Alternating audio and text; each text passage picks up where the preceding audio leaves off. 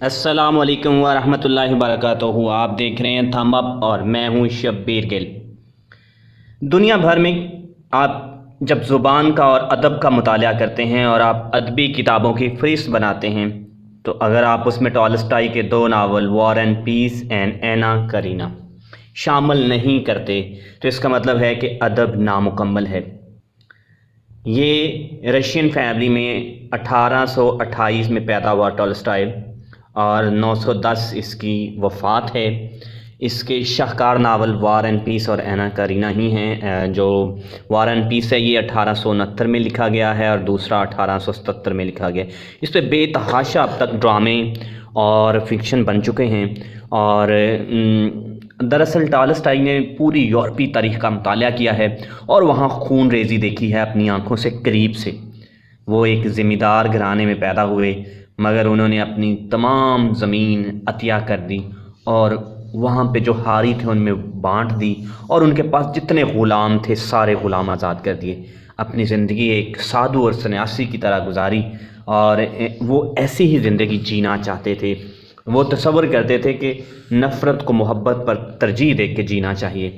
وار and پیس دراصل نپولین کے دور کا ہے اور اس میں رشیا میں ہونے والے فرانسیسی حملے پر بنایا گیا ہے۔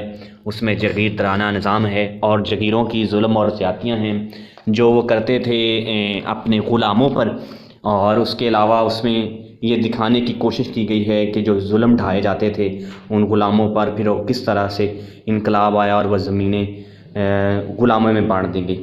پہلے ہی ڈرامہ جو ناول تھا قسطوں میں چھاپا گیا اور جب اس قسطیں مکمل ہوئی تو اسے ایک ناول کی شکل دے کے پبلش کر دیا گیا۔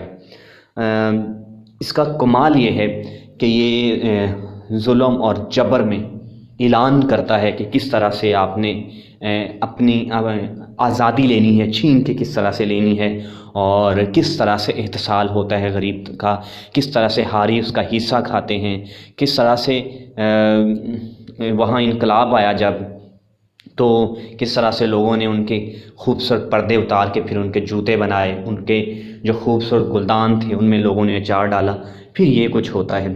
اگر آپ سب کی کمال کی کتابیں قرآن مجید ہے، معاذ تنگ کی بایوگرافی ہے، جیک گیورا کی موٹر سائیکل ڈائری ہے، تو آپ کو اندازہ ہوگا کہ جو ٹالسٹائی ہے یہ دراصل سیکولر خیالات کا حامی تھا اور وار اینڈ پیس میں بھی وہ یہی دکھانا چاہتا ہے کہ اس معاشرے کو ایک سیکولر معاشرے کی ضرورت ہے۔ اگر آپ کتاب لور ہیں اور آپ نے ابھی تک ٹالسٹائی کی زندگی کو اور وار اینڈ پیس کا مطالعہ نہیں کیا تو اس کا مطلب ہے کہ آپ کا ادب نامکمل ہے اور آپ کو چاہیے کہ آپ وار اینڈ پیس کو ڈیپلی پڑھیں۔